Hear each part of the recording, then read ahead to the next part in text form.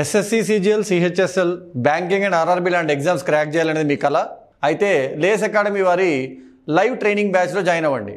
Last 17 years నుండి బ్యాచ్కి 25 మెంబర్స్ని మాత్రమే తీసుకొని best quality and most experienced trainers అయిన 20 to 25 years ఎక్స్పీరియన్స్ కలిగిన ట్రైనర్స్ మాత్రమే క్లాసెస్ చెప్పిస్తూ, డైరెక్టర్స్ అయిన మేము మాత్రమే గైడెన్స్ ఇస్తూ, జూనియర్ ట్యూటర్స్ ఎవరూ లేకుండా స్టూడెంట్స్కి పర్సనలైజ్డ్ అండ్ కస్టమైజ్డ్ ట్రైనింగ్ ఇస్తూ ఎన్నో వేల మందికి వాళ్ళ కళ నెరవేర్చగలిగాము. సో ఇప్పుడు రాబోయే నెల నెక్స్ట్ బ్యాచ్ ఒకటి ఓపెన్ చేస్తున్నాము. కేవలం 25 మంది మాత్రమే దాంట్లో ప్రవేశం ఉంటుంది. ఈ బ్యాచ్లో జాయిన్ అవ్వాలనుకున్న వాళ్ళు కింద లింక్లో ఇచ్చిన వాట్సాప్ గ్రూప్లో జాయిన్ అవ్వండి. ఆ వాట్సాప్ గ్రూప్లో మీకు డెమో క్లాసెస్ లింక్స్ వస్తాయి.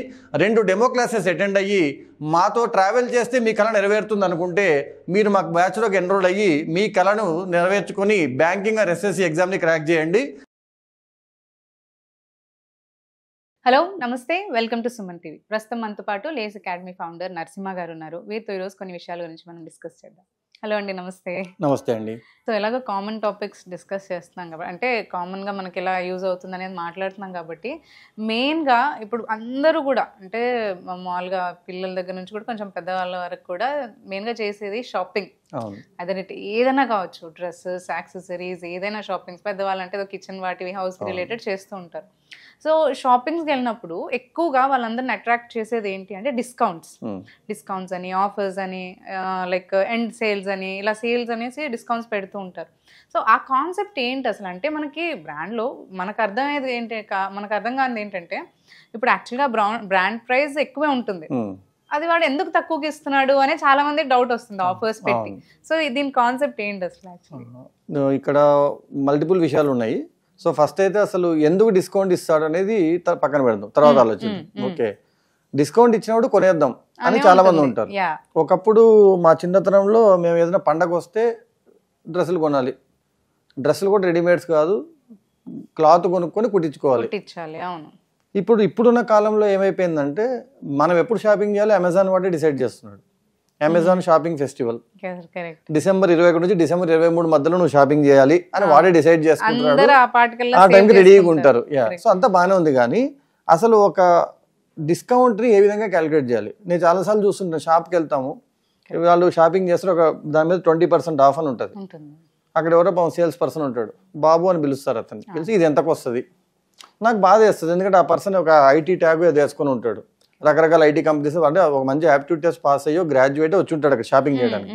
అక్కడ సేల్స్ చెప్పే పిల్లడు ఆ గ్రాడ్యుయేషన్ చదువుతున్నవాడు లేకపోతే ఇంటర్మీడియట్ పాస్ అవుట్ ఉంటాడు.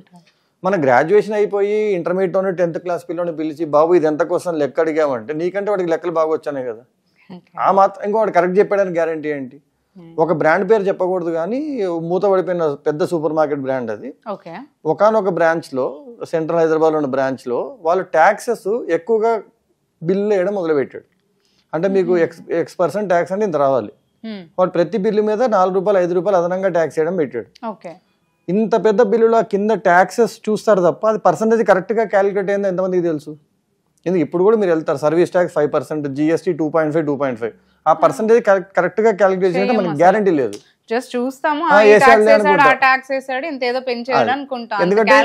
ఎందుకు చేయమంటే మనకి ఎలా చేయాలో చాలా మందికి తెలియదని తెలిసి మళ్ళీ అనవసరంగా తెలిసిపోద్ది బయట అని చెప్పి మోమాటం. తెలిసినా కొందరికి లేజినెస్, కరెక్ట్ వేసి ఉంటాడులే, ఏముంది రూపాయన్నర 2 రూపాయలు ఎక్కువ కదా. సో అలాగా ఏం చేస్తాడు, 3 రూపాయలు 4 రూపాయలు 3 రూపాయలు 4 రూపాయలు ఎక్కువ పడిపోయింది 0.5% ట్యాక్స్ కి. అలా 1 year లో he earned more than 600 crores India wide గా. ఏముందండి, ఇండియాలో అడ్వాంటేజ్ పాపులేషన్, మనిషికి 4 రూపాయలు ఎక్కువ కడితే నెలకి, అట్లా 12 నెలల్లో 12 సార్లు షాపింగ్ చేస్తే 600 కోట్లు 6,000 కోట్లు కూడా తెచ్చుకోవచ్చు. దీని మీద ఒక మూవీ కూడా వచ్చింది మొన్న, మాధవన్, ఇస్సా బరాబర్ అని. మీకు బ్యాంక్ వాళ్ళు మీ అమౌంట్, మీకు బ్యాంక్ లోని అమౌంట్ కి ఇంట్రెస్ట్ చేస్తూ ఉంటాడు. ఆ ఇంట్రెస్ట్ రౌండెడ్ ఆఫ్ అని చేస్తారు. అంటే మీకు 100 రూపాయలు 26 పైసలు రావాల్సింది 100 రూపాయలు వేస్తాడు. మీకేమో 26 పైసలు పోయినాయి కదా అనుకుంటాం. 26 పైసలు ఇంటూ 150 కోట్లు వేయండి, అలా ఒక 10 ఏళ్ళు వేయండి. సో అప్పుడు కొన్ని 100 కోట్లకి వెళ్తుంది.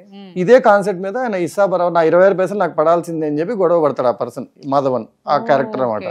అంటే మనం చిన్న అమౌంట్ అని వదిలేసింది కూడా చాలా పెద్ద అమౌంట్ అయిపోయే ఛాన్స్ ఉంటుంది. ఇదన్నీ పోవాలంటే మనకు అసలు ఫస్ట్ క్యాలిక్యులేట్ చేయడం రావాలి, డిస్కౌంట్ ఎంతకు రావాలి, ట్యాక్స్ పడితే ఎంత. ఎందుకంటే GST అనేది కామన్, అండ్ ఇక్కడ డిస్కౌంట్ కామన్, ఎందుకంటే మన డిస్కౌంట్ ఉంటే కొంటాం. సో వెరీ సింపుల్, తెలియాల్సిన సింపుల్ లాజిక్ చెప్తానండి. ఏదైనా ఒక వస్తువుని ఒరిజినల్ వాల్యూని 100% అంటాం.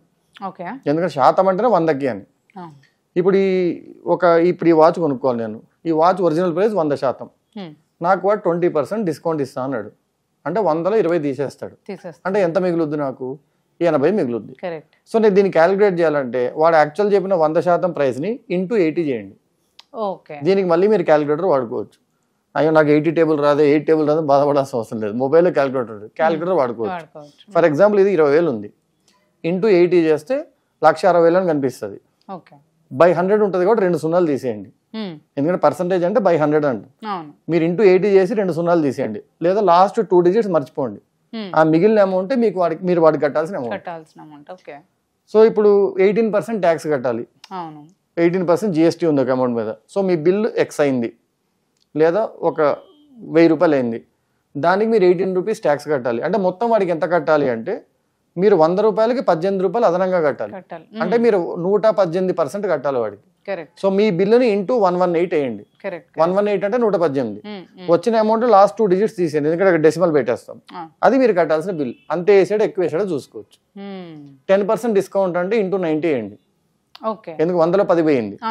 10% ట్యాక్స్ అంటే ఇంటూ 110 వేయండి. ఎవరో వచ్చి సార్ మీకు 40% పెనాల్టీ వేస్తున్నా అన్నాడు. మీరు కట్టిన అమౌంట్ ఇంటూ 140 వేస్తే 40% ఎక్స్ట్రా కాబట్టి మీకు కట్టాల్సిన అమౌంట్ లాస్ట్ 2 తీసేస్తాం. ఏదైనా 100తో డివైడ్ చేయాలి కాబట్టి లాస్ట్ 2 డిజిట్స్ తీసేస్తాం. ఇలా మీకు డిస్కౌంట్ వేరే వాళ్ళని అడగాల్సిన అవసరం లేకుండా ఇంకా కొందరికి 8 9 టేబుల్స్ బాగా వస్తాయి. అప్పుడు నాకు 2500 ఇది 20% డిస్కౌంట్ పోతే ఎట్లా అంటే 25 into 8 అంటే 20 వస్తుంది. అంటే 2000కి వచ్చేస్తుంది. 8 టేబుల్ వచ్చిన వాళ్ళు ఈజీ చేయొచ్చు. లేదు మొబైల్ తీస్తావు 2500 into 80 కొడతావు నీకు 2000 కనిపిస్తుంది. లాస్ట్ 2 సున్నాలు పట్టించుకో కాబట్టి బాబు 2000 పడుతుంది. మళ్ళీ దీని మీద 18% ట్యాక్స్ ఉంది. ఇంటూ 118 కొడతావు అప్పుడు ఏమో 2360 కనిపిస్తుంది. అయిపోయింది.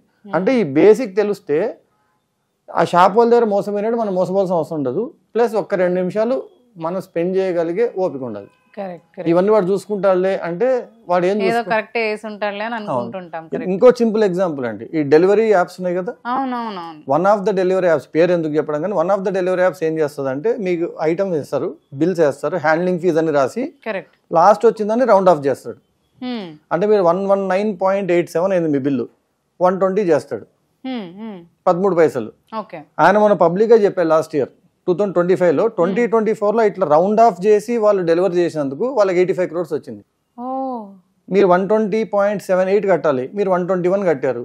సర్లే అనుకుంటారు మీరు.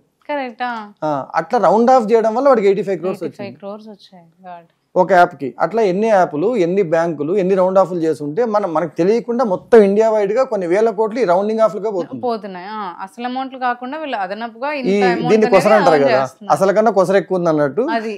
మనకు తెలియదు, మనకి 13 పైసలే పోయిందిలే, అసలు పోయిందని కూడా తెలియదు చాలా మందికి. సో ఈసారి నువ్వు చెప్పడం బిల్ తీసుకున్నప్పుడు వాడు సర్వీస్ చార్జ్ 10% అంటే నిజంగా 10% వేసాడా, 5% క్యాలిక్యులేట్ చేయాలి ఇంటూ 5 కొట్టండి, లాస్ట్ 2 డిజిట్లు తీసేయండి. ఇంతకంటే సింపుల్ క్యాలిక్యులేషన్ ఏమి ఉండదు. మల్టిప్లికేషన్ చేయడానికి మీకు క్యాలిక్యులేటర్ ఉంది చేతులు. మోసపోకుండా షాపింగ్ చేసుకోండి. ఇంకోటి మీరు అన్నారు ఎందుకు తగ్గిస్తున్నారు అంటే కొన్నిసార్లు కొన్ని బ్రాండ్స్ రేట్ పెంచి తగ్గిస్తాయి. ఓకే, కొన్ని బ్రాండ్స్ నిజంగానే ఉన్న రేట్నే తగ్గిస్తాయి. అదే నేను అనింది ఇదే, మనకి డిస్కౌంట్స్ అని పెట్టినప్పుడు ఆ కాన్సెప్ట్ ఏంటనేది అర్థం అవ్వాలి అని. అంటే ఇప్పుడు కొన్నిసార్లు ఏమవుతుందంటే దాని యాక్చువల్ ప్రైస్ మీకు తెలీదు, పెంచింటాడు, లోపల పెంచి తగ్గించుంటాడు. కొందరు త్రో అవే సేల్స్ అని ఇస్తారు. అంటే అప్పటి వరకు వాడు హైయెస్ట్ ప్రాఫిట్ కమ్ముంటాడు. ఇప్పుడు అంత ప్రాఫిట్ లేకపోయినా పర్లేదులే అని ఉన్న అమౌంట్ కి పర్సెంటేజ్ తగ్గించి ఇస్తాడు. సో ఈ రెండో రకమైన బ్రాండ్స్ దగ్గర కొనుక్కోవడం మీకు అడ్వాంటేజ్ అవుతుంది. కాకపోతే చాలా మందికి ఏదేదో తెలియదు. ఇప్పుడు అమెజాన్ ఓపెన్ చేస్తారు, వాడు 1000 రూపాయలు రాస్తాడు, వాడే కొట్టేస్తాడు, 700 అని రాస్తాడు, 300 సేవ్డ్ అంటాడు.